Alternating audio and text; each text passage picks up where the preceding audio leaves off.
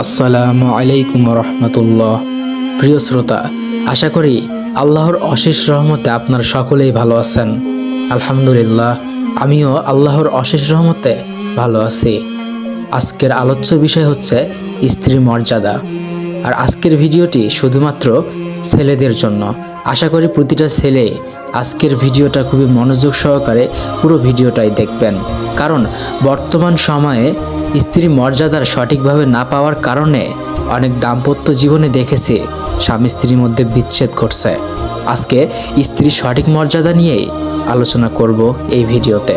চলুন গল্পটি শুরু করা যাক। স্ত্রীকে ভালো রাখার মানেই ভালো খাবার আর বাসস্থান নয়, তার আত্মিক শান্তিটা খুবই জরুরি। সবাই বিলাসিতায় সুখী হয় না। একজন স্বামী মানে যার হাত ধরে তার স্ত্রী সব ছেড়ে আজীবন কাটিয়ে দিবে, যার ফলে তার সর্বগুণ থাকা প্রয়োজন। অথচ সমাজ স্ত্রী পিছনে লেগে থাকে, তাকে জাজ করে। আপনি জানেন না আপনার স্ত্রীর ত্যাগের গল্প। আপনার চোখে সে সর্বসুখী। এরকম হলে সমস্যা আপনার চোখের সাথে অন্তরেরও। আপনি আসলে তাকে উপলব্ধি করতে পারেন না। একটা স্বামী শুধু জীবন সঙ্গী নয়, বরং বাবা মায়ের স্নেহেরও অংশীদার, স্ত্রীর উত্তম বন্ধু। অথচ আপনার মধ্যে ইগো কাজ করে।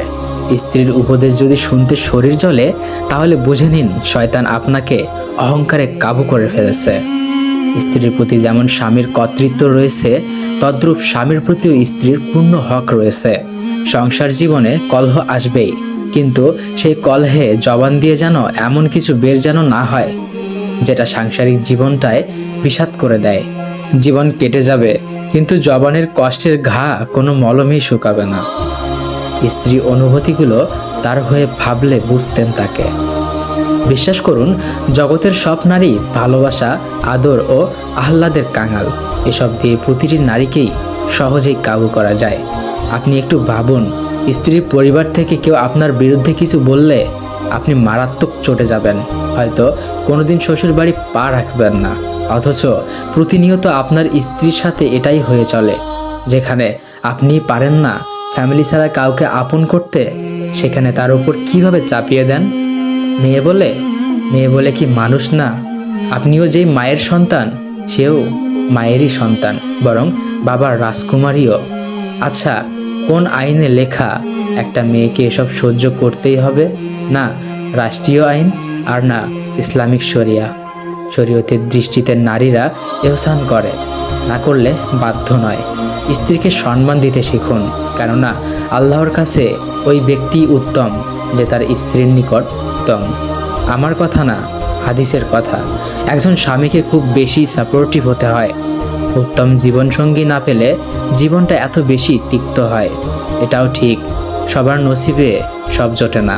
থাক না অপূর্ণ, চলুক এভাবেই। এই তো কয়টা দিন, মৃত্যু আসলেই তো সব শেষ।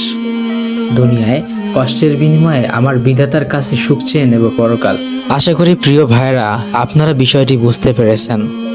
অবশ্যই আপনারা আপনাদের স্ত্রীকে সঠিক সম্মান, সঠিক মর্যাদা দিবেন। আশা করি আপনাদের সংসার জীবন আরও সুন্দর ও সুখের হবে, ইনশাআল্লাহ।